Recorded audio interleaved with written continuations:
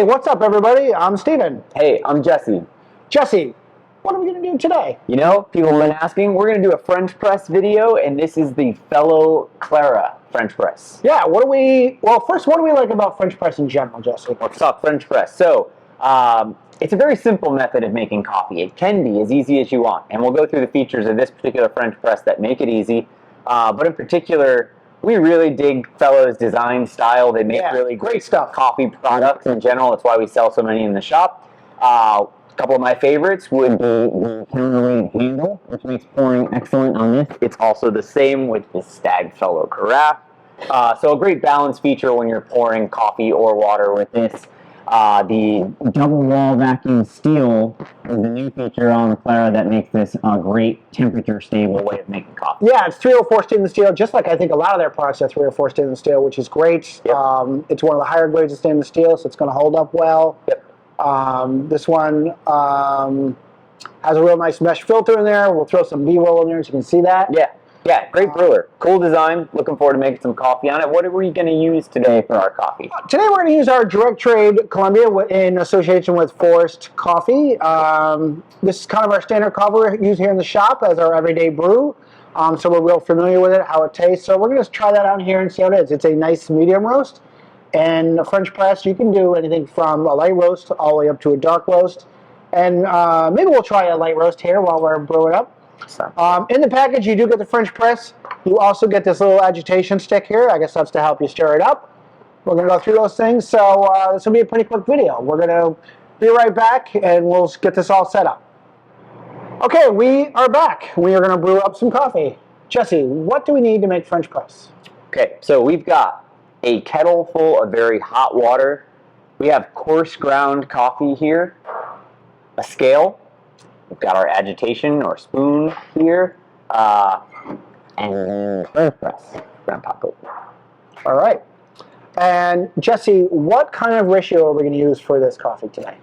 You might see a few different listings online when you search for them.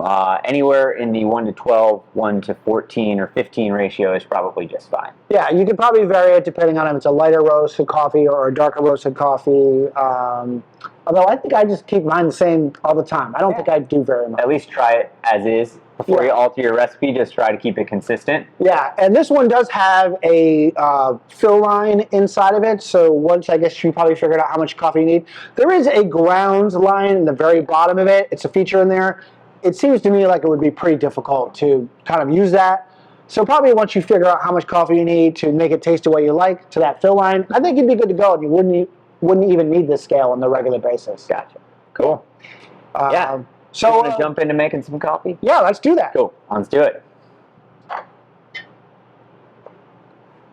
So, since we do have a scale, we're going to go ahead and use it. I've got 75 grams of coffee going in here. And what are we going to end up at, Jesse? All right. Go ahead and grab our hot water.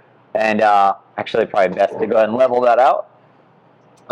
Final ratio on this one, right? We're going to go 1 to 14, 1 to 12. I think we're doing 1 to 12. 1 to 12. Okay, so we're going to try it on the slightly more dense side, see how that tastes. Yeah.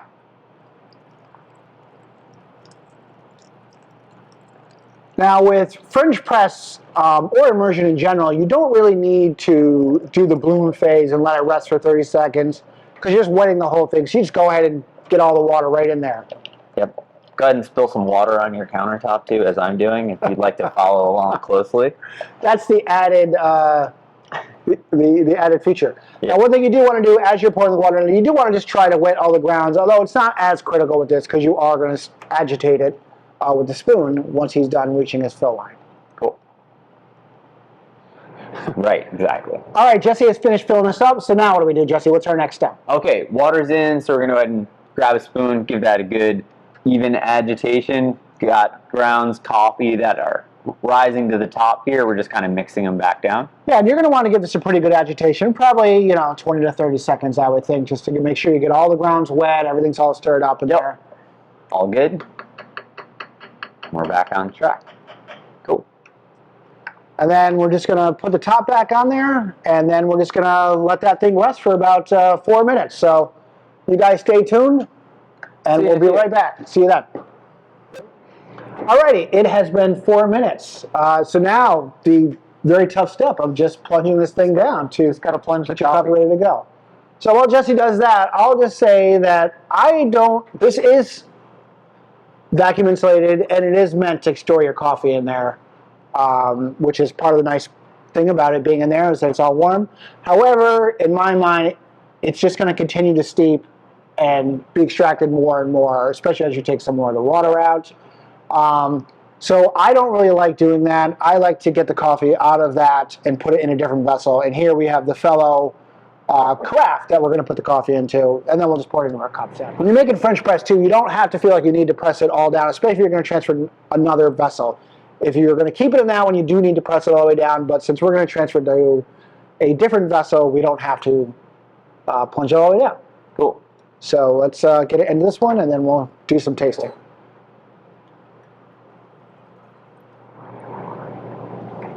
All right, let's get drinking some of this coffee. I'm excited. You can definitely see how there are more solids in this from normal. Right. In fact, when you were first pouring it in there, I was like, what's going on with this coffee? Because I don't drink that much French press. I kind of forgot. Paper filters, versus the French press. All righty. Although it smells delicious. It'll smell really good. Cheers, buddy. I almost put my nose right in there. That actually is pretty delicious. Really good, yeah. Very nice.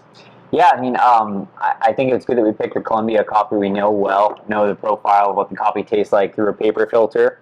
It honestly, to me, it tastes very different. Does it? Yeah. Yeah. I'm enjoying it quite a lot. I'm Yeah, it's a surprised. very rich extraction, as you might imagine, by the way we made it. But flavor-wise, very full, nice mouthfeel. It's a really enjoyable way to have coffee. Nice, thick, syrupy body in it. Yep. It still has those citrus kind of notes to it, but it's not real tangy. Yep.